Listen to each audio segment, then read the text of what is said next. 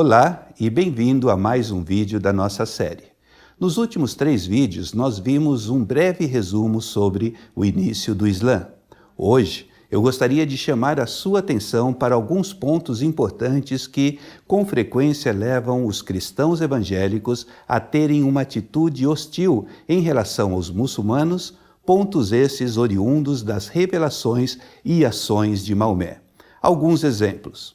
Em primeiro lugar, ele alegou ter tido um encontro com um ser sobrenatural em uma das cavernas ao redor de Meca, que lhe trouxe o que ele entendeu terem sido as primeiras revelações. Para o cristão, é normal que essa experiência levante algumas dúvidas sobre a natureza dessas revelações e do ser sobrenatural que lhe apareceu.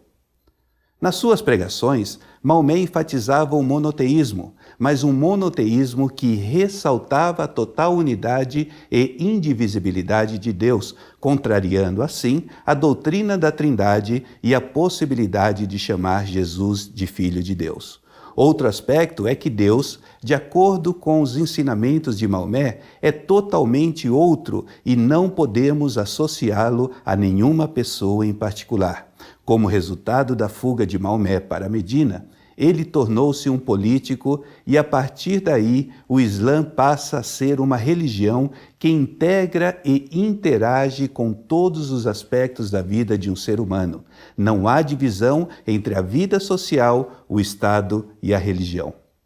A partir do momento que ele passou a ser um líder político, começaram a surgir as revelações beligerantes contra os idólatras judeus e cristãos. O conceito de guerra santa, a jihad, foi instaurado. Foi prometido àqueles que morressem na guerra santa acesso imediato ao paraíso, onde deleites sensuais seriam parte da recompensa. E, por último, Maomé se vê como aquele que trouxe a mensagem derradeira que a humanidade precisava escutar para obter acesso ao paraíso. Obviamente, todos esses pontos, diferentemente de vários pontos que vimos no conteúdo da mensagem de Maomé durante o tempo em que ele foi perseguido na cidade de Meca, são opostos aos ensinamentos bíblicos.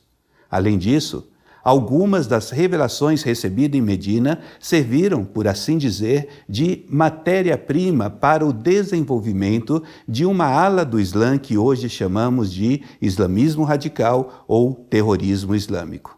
Com todo esse pano de fundo, surgem algumas perguntas muito importantes e a primeira delas, que é a que podemos responder hoje, é a seguinte: como cristãos, como devemos agir diante dessas importantes diferenças doutrinárias entre as duas maiores religiões do mundo e qual deveria ser nossa atitude para, verdadeiramente, sermos testemunhas de Jesus entre os muçulmanos? Devemos ter uma atitude polêmica, ou seja, a de atacar a sua fé, mostrando seus erros e discrepâncias? Devemos buscar o diálogo, tentando conciliar as diferenças, o que pode levar a um perigoso sincretismo religioso? Não. Na minha opinião, nenhuma dessas opções é a melhor. A do diálogo, no sentido mais negativo da palavra, nunca deve ser uma opção. A polêmica pode ter o seu lugar em situações muito específicas, mas raras vezes esse é o caso. Como já foi mencionado em um dos vídeos anteriores, devemos estar preparados para, com mansidão e respeito, fazer a defesa da nossa fé. Isso deve ser feito com um sólido conteúdo bíblico, inclusive buscando criar pontes, tomando como ponto de partida as semelhanças teológicas que existem entre as duas religiões, o que também exige de nós um bom conhecimento sobre o Islã. O objetivo principal é o de apresentar a pessoa de Cristo e a diferença que ele fez na nossa vida.